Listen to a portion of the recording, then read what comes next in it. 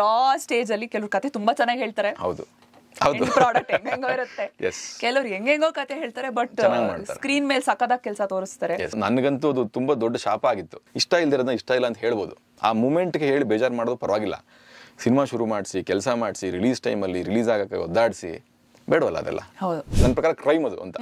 Energy waste ಮಾಡ್ತಿದೀವಿ, ವಯಸ್ಸು ಆಗ್ತಿರುತ್ತೆ, ಏನೂ ಮಾಡದೆ ಕೂತ್ಕೊಳ್ಳೋದು, ಅಲ್ಲಿ ಓಡಾಡ್ಕೊಂಡಿರೋದು, ಆಮೇಲೆ ಈ ಗಾಸಿಪ್ ಮಾಡೋದು, ಇವೆಲ್ಲ ಇರಿಟೇಷನ್ ನನಗೆ. ರಿಷಬ್ ಶೆಟ್ಟಿ ಸರ್ ಬಗ್ಗೆ ನನಗೆ ತುಂಬಾ ಖುಷಿ ಇದೆ. ಅವ್ರು ಮಾಡಿರೋ ಕೆಲಸ ಎಷ್ಟೊಂದು ಕೆಲಸ ಮಾಡ್ತಾರೆ ಅವ್ರು ಮನುಷ್ಯ ಅಂತಂದ್ರೆ. ಆ ಕಡೆ ಡಿಸ್ಟ್ರಿಬ್ಯೂಟ್ ಮಾಡ್ತಾರೆ, ಈ ಕಡೆ ಇನ್ನೇನು ಪ್ರೊಡಕ್ಷನ್ ಮಾಡ್ತಾರೆ, ಡೈರೆಕ್ಷನ್ ಮಾಡ್ತಾರೆ, ಬರೀತಾರೆ, ಆಕ್ಟ್ ಮಾಡ್ತಾರೆ.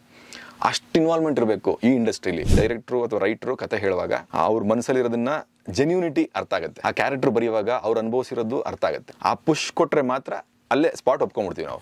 ಅಂಡ್ ಇವತ್ತಿನ ಜನರೇಷನ್ನ ಲವ್ ಯಾವ ವಿಷಯಕ್ಕೆ ಬ್ರೇಕಪ್ ಆಗ್ಬೋದು, ಯಾವ ವಿಷಯಕ್ಕೆ ಪ್ಯಾಚಪ್ ಆಗ್ಬೋದು, ಬ್ರೇಕಪ್ಗೆ ಎಷ್ಟು ಸಣ್ಣ ಕಾರಣ ಸಾಕು, ಅಂಡ್ ಅದನ್ನ ಪ್ಯಾಚಪ್ ಮಾಡ್ಕೊಳ್ಳೋ ತಾಕತ್ತಿದ್ರೆ ಯಾಕೆ ಮಾಡೋಕ್ಕಾಗಲ್ಲ. ಈ ಥರದನ್ನೆಲ್ಲ ಇಟ್ಕೊಂಡು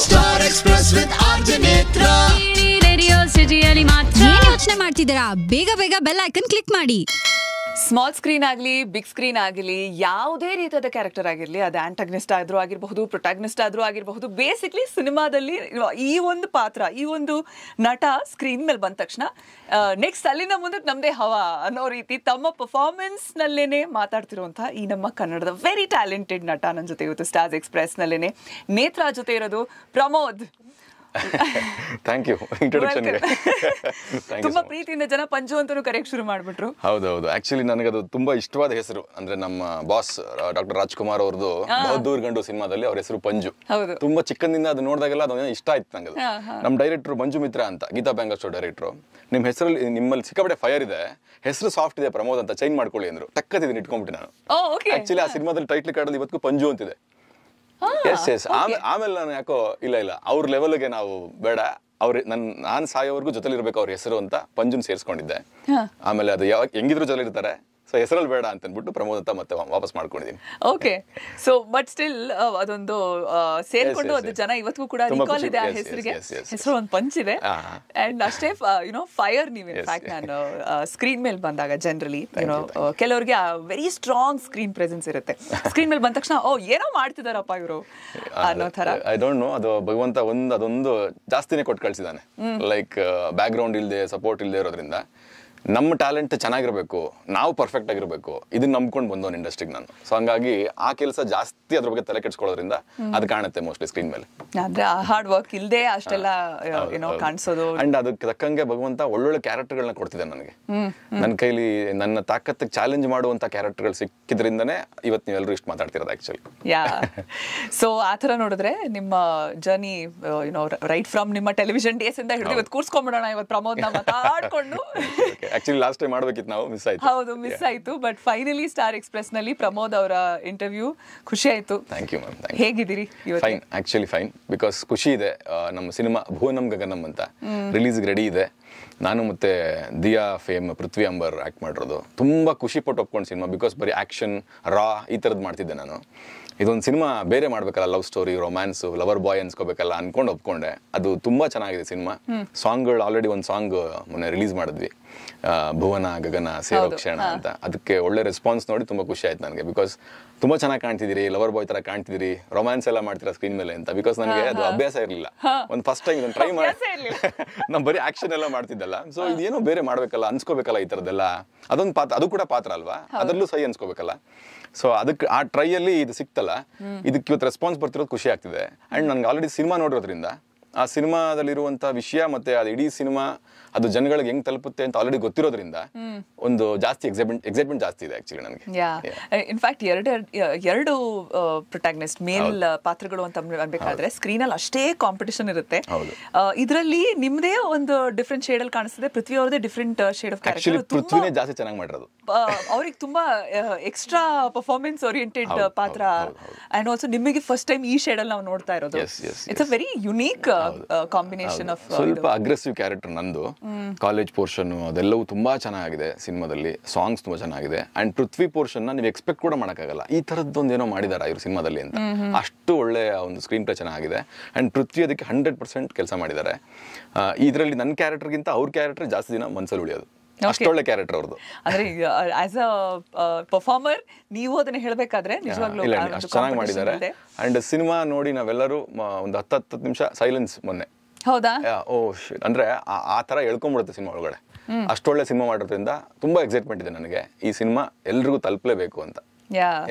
ಸೊ ಅಷ್ಟು ತಿಂಗಳುಗಳ ಪರಿಶ್ರಮ ಸಿನಿಮಾ ಫೈನಲ್ ರಿಲೀಸ್ ಆಗ್ಬೇಕಾದ್ರೆ ಅದೊಂಥರ ಎಷ್ಟನೇ ಸಿನಿಮಾ ರಿಲೀಸ್ ಆದ್ರೂ ಭಯ, ಏನೋ ಒಂದೇನೋ. ಆಮೇಲೆ ಎಷ್ಟು ಚೆನ್ನಾಗಿದೆ ಅಂತ ಗೊತ್ತಿದ್ರು ಕೂಡ ಒಂದು ಸಣ್ಣ ಭಯ ಇರುತ್ತೆ.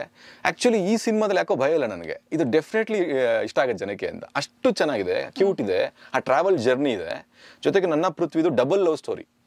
ಅಂದ್ರೆ ಒಂದ್ ಸಿನಿಮಾದಲ್ಲಿ 2 ಕತೆ ತೋರಿಸ್ತಿರ್ತೀವಿ, ಅದನ್ನ ಕನೆಕ್ಟ್ ಮಾಡ್ತಿರೋ ರೀತಿ ಮತ್ತೆ ಕ್ಲೈಮ್ಯಾಕ್ಸ್. ಆಕ್ಚುಲಿ ಎಲ್ಲರೂ ಮೊನ್ನೆ ಎಲ್ಲ ಹೇಳ್ತಿದ್ರು ನಿಮ್ದು ಹೀರೋ ಹೀರೋಯಿನ್ ಕೆಮಿಸ್ಟ್ರಿಗಿಂತ ಪೃಥ್ವಿ ಪ್ರಮೋದ್ ಕೆಮಿಸ್ಟ್ರಿ ತುಂಬಾ ಚೆನ್ನಾಗಿದೆ ಅಂತ.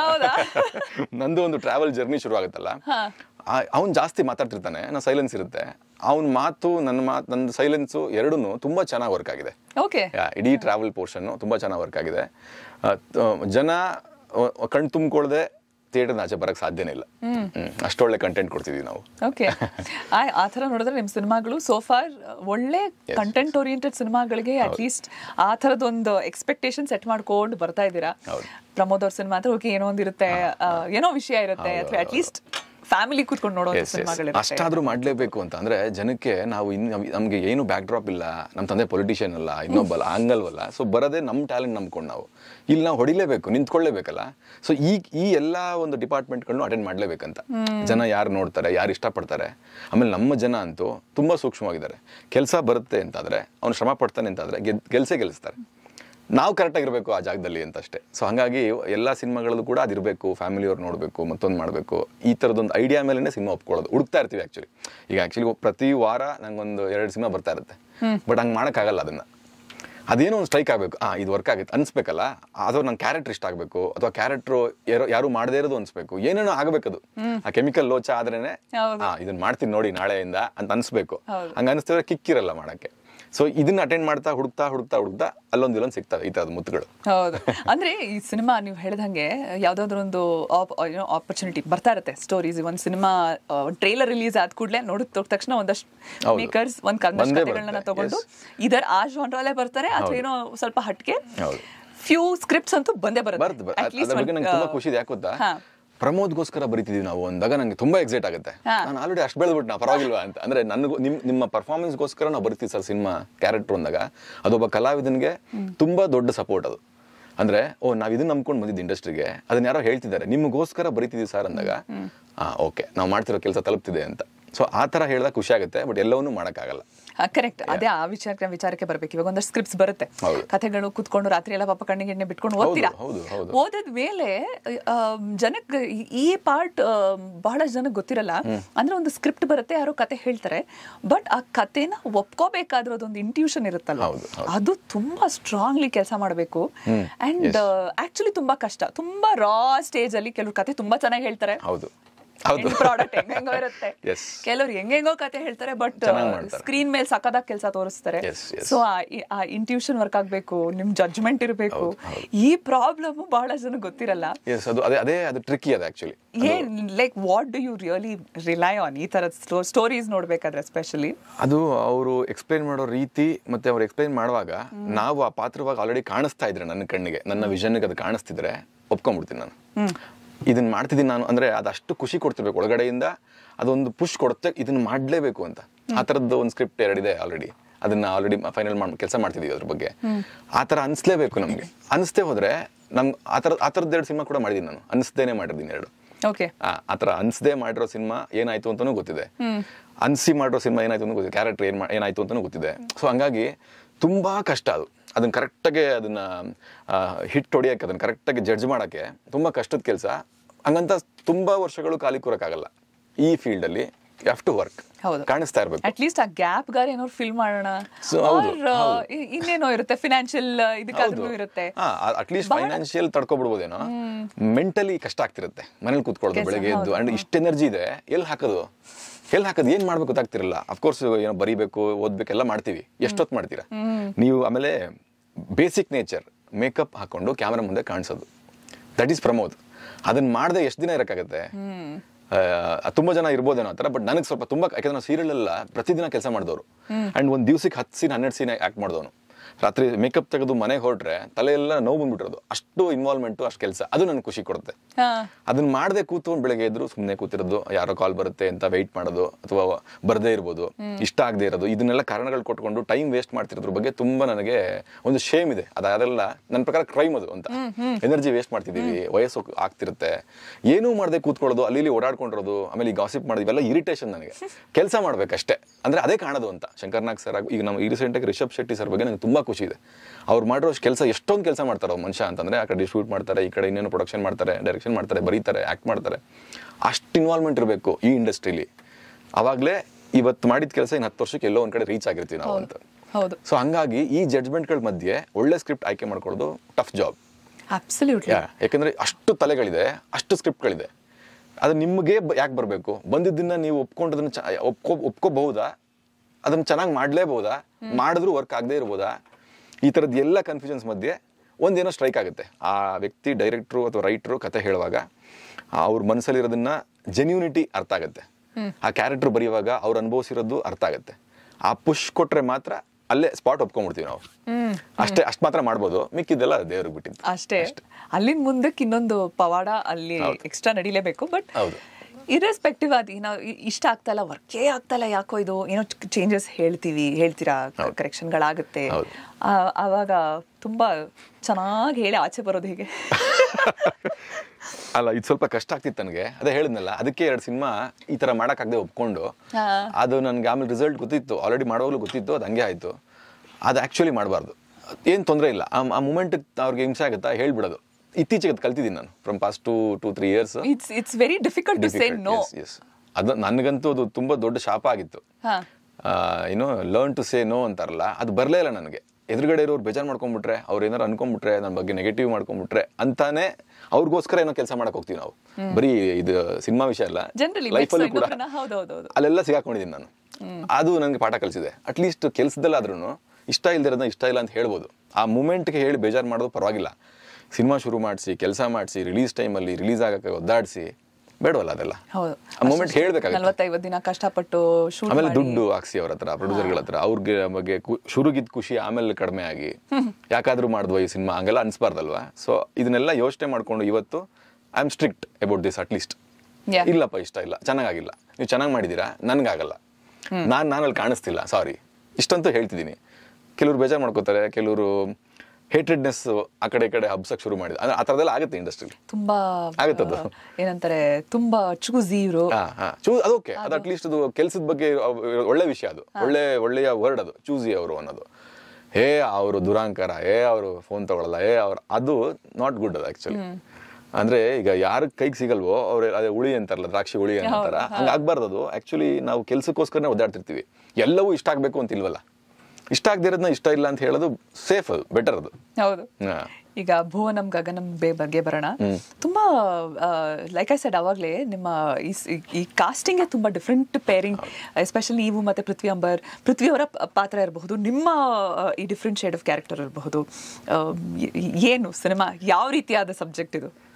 ಇದು ತುಂಬಾ ಕ್ಯೂಟ್ ಆಗಿ ಮನೆಯವ್ರನ್ನೆಲ್ಲ ಕೂರಿಸ್ಕೊಂಡು, ಹೆಂಡತಿ ಮಕ್ಕಳು ಅಥವಾ ಲವರ್ ಎಲ್ಲಾರನ್ನೂ ಕೂರಿಸ್ಕೊಂಡು ಖುಷಿಯಾಗಿ ನೋಡುವಂತ ಸಿನಿಮಾ. ಆಕ್ಚುಲಿ ಇದು ಎಷ್ಟು ಈಸಿಯಾಗಿ ಸಿನಿಮಾ ಹೋಗುತ್ತೆ ಅಂತಂದ್ರೆ, ನಿಮ್ಗೆ ತಲೆಗೆ ತುಂಬಾ ಕೆಲಸ ಇಲ್ಲ, ಮನ್ಸಿಗೆ ಮಾತ್ರ ಕೆಲಸ ಇರೋದು. ಇದೇನೋ ಇಷ್ಟು ಕ್ಯೂಟ್ ಆಗಿದಾರಲ್ಲ, ಇಷ್ಟು ಏನೋ ಕ್ಯೂಟಾಗಿ ಮಾತಾಡ್ತಿದಾರಲ್ಲ ಅಂತ ಶುರುವಾಗಿದ್ದ ಸಿನಿಮಾ, ಅದು ಹೋಗ್ತಾ ಹೋಗ್ತಾ ಒಳಗಡೆ ಎಳ್ಕೊಂಡ್ಬಿಡುತ್ತೆ ನಿಮ್ಮನ್ನ. ನಾನು ಈ ಥರ ಸಿನಿಮಾಗಳಲ್ಲಿ ಸ್ವಲ್ಪ ಬೋರ್ ಆಗ್ದಂಗೆ ಸಿನಿಮಾ ಸ್ಕ್ರಿಪ್ಟ್ ಮಾಡೋದು ಕಷ್ಟ.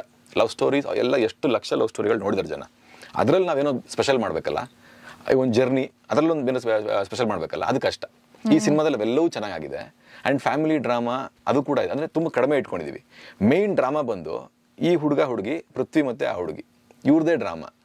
ಸೊ ನನ್ನ ಪೋರ್ಷನಲ್ಲಿ ಒಂದು ಅಗ್ರೆಸಿವ್ನೆಸ್ಸು, ಒಂದು ಕ್ಯೂಟ್ನೆಸ್ಸು, ರೊಮ್ಯಾನ್ಸು, ಆ್ಯಂಡ್ ಇವತ್ತಿನ ಜನ್ರೇಷನ್ನ ಲವ್, ಯಾವ ವಿಷಯಕ್ಕೆ ಬ್ರೇಕಪ್ ಆಗ್ಬೋದು, ಯಾವ ವಿಷಯಕ್ಕೆ ಪ್ಯಾಚಪ್ ಆಗ್ಬೋದು, ಬ್ರೇಕಪ್ಗೆ ಎಷ್ಟು ಸಣ್ಣ ಕಾರಣ ಸಾಕು, ಆ್ಯಂಡ್ ಅದನ್ನು ಪ್ಯಾಚಪ್ ಮಾಡ್ಕೊಳ್ಳೋ ತಾಕತ್ತಿದ್ರೆ ಯಾಕೆ ಮಾಡೋಕ್ಕಾಗಲ್ಲ, ಈ ಥರದನ್ನೆಲ್ಲ ಇಟ್ಕೊಂಡು ಇದುವರೆಗೂ ಹೇಳದೇ ಇರುವಂಥ ಒಂದಷ್ಟು ಸೀನ್ಗಳನ್ನ ಕಟ್ಕೊಟ್ಟಿದ್ದಾರೆ ಡೈರೆಕ್ಟ್ರು. ಜೊತೆಗೆ ಟ್ರಾವೆಲ್ ಜರ್ನಿ ಇದೆಯಲ್ಲ, ಆ ಜರ್ನಿ ನಿಮ್ಮನ್ನು ಹಿಡಿದಿಡುತ್ತೆ, ನೋಡೋಕ್ಕೆ ಆನಂದವಾಗುತ್ತೆ, ಕಣ್ಣಿಗೆ ಆನಂದ ಇದೆ. ಆಮೇಲೆ ಮಧ್ಯದಲ್ಲೆಲ್ಲೋ ಪೃಥ್ವಿ ಪೋರ್ಷನ್ ಓಪನ್ ಆದಾಗ, ಈ ಥರನೂ ಒಂದು ಪ್ರಪಂಚ ಇದೆಯಾ, ಅದು ಅನಿಸುತ್ತೆ. ಆ್ಯಂಡ್ ಪೃಥ್ವಿ ಅವ್ರ ಪರ್ಫಾರ್ಮೆನ್ಸು ಎಲ್ಲರನ್ನೂ ಅವ್ರ ಕ್ಯಾರೆಕ್ಟರ್ನ ಅವ್ರನ್ನ ಆ್ಯಸ್ ಅನ್ ಆ್ಯಕ್ಟರ್ ತುಂಬ ವರ್ಷಗಳ ಕಾಲ ಮನಸ್ಸಲ್ಲಿ ಇಟ್ಕೊಳ್ಳೋ ಥರ ಮಾಡ್ತಿದೆ. ಆ್ಯಂಡ್ ಒಂದು ಒಳ್ಳೆ ಕ್ಲೈಮ್ಯಾಕ್ಸ್ ಇದೆ. ಅದು ಟ್ವಿಸ್ಟ್ ಅಂದರೆ ತಪ್ಪಾಗುತ್ತೆ. ಈ ಥರ ಸಿನಿಮಾಗಳಿಗೆ ಟ್ವಿಸ್ಟ್ ಬೇಕಾಗಿಲ್ಲ. ಸಿಂಪಲ್, ವೆರಿ ಸಿಂಪಲ್, ಮನಸ್ಸಿಗೆ ತುಂಬ ಮುಟ್ಟುವಂಥದ್ದು, ತುಂಬ ವರ್ಷಗಳ ಕಾಲ ಉಳಿಯುವಂಥದ್ದು ಕ್ಲೈಮ್ಯಾಕ್ಸ್. ಆ ಥರದ್ದು ಮಾಡಿದ್ದೀವಿ. ಸೊ ಇಷ್ಟು ವಿಷಯಗಳು ಸಾಕು ಈ ಥರದೊಂದು ಲವ್ ಸ್ಟೋರಿನ ಆಚೆ ತರಕ್ಕೆ ಅಂತ. ಹೇಳಿದ್ನಲ್ಲ ಅವಾಗಲೇ, ಈ ಥರ ಸಿನಿಮಾಗಳಲ್ಲಿ ಹೊಸಾದ್ ಮಾಡೋದೇ ಕಷ್ಟ. ಎಲ್ಲರೂ ಮಾಡಾಗಿದ್ದಾರೆ. ಫ್ಯಾಮಿಲಿಲಿ ಹುಡುಗ ಹುಡುಗಿ, ಕಾಲೇಜ್, ಲವ್, ಇದು ಫ್ಯಾಮಿಲಿ, ಅವ್ರ ಅಪ್ಪ ಅಮ್ಮ, ಇವ್ರ ಅಪ್ಪ ಅಮ್ಮ, ಇವೆಲ್ಲವನ್ನೂ ಮಾಡಿದ್ದಾರೆ. ಅದನ್ನೇ ಇಟ್ಕೊಂಡು ಬೇರೆ ಏನೋ ಹೇಳ್ಬೇಕಲ್ಲ, ಅದನ್ನ ನಮ್ಮ ಡೈರೆಕ್ಟರ್ ಮಾಡಿದ್ದಾರೆ. ಸೊ ಈ ಭುವನಂ ಗಗನಮಲ್ಲಿ ಯಾಕೆ ಇದು ಎಲ್ರಿಗೂ ಇಷ್ಟ ಆಗುತ್ತೆ ಅಂದ್ರೆ, ನಮ್ಮ ಸಿನಿಮಾ ತುಂಬಾ ಡಿಫ್ರೆಂಟ್ ಅಂತ ನಾನು ಹೇಳ್ತಿಲ್ಲ. It's similar. ನಿಮ್ಮೆಲ್ರಿಗೂ ಇಷ್ಟ ಆಗೋದು, ನಿಮ್ಮೆಲ್ರಿಗೂ ಬದುಕಿನಲ್ಲಿ ಸಣ್ಣ ಸಣ್ಣ ವಿಷಯಗಳು ನಡೆದಿದೆಯಲ್ಲ, ಅದನ್ನ ಇಟ್ಕೊಂಡಿದ್ದಾರೆ ಅವರು.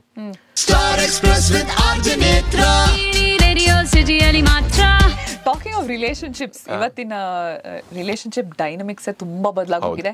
ಇಂತಹ ಹೆಚ್ಚಿನ ಕಾಂಟೆಂಟ್ ಗಳಿಗೆ ಸಬ್ಸ್ಕ್ರೈಬ್ ಆಗಿ radio city Kannada YouTube channel. ಏನ್ ಯೋಚನೆ ಮಾಡ್ತಿದ್ದೀರಾ? ಬೇಗ ಬೇಗ ಬೆಲ್ ಐಕನ್ ಕ್ಲಿಕ್ ಮಾಡಿ.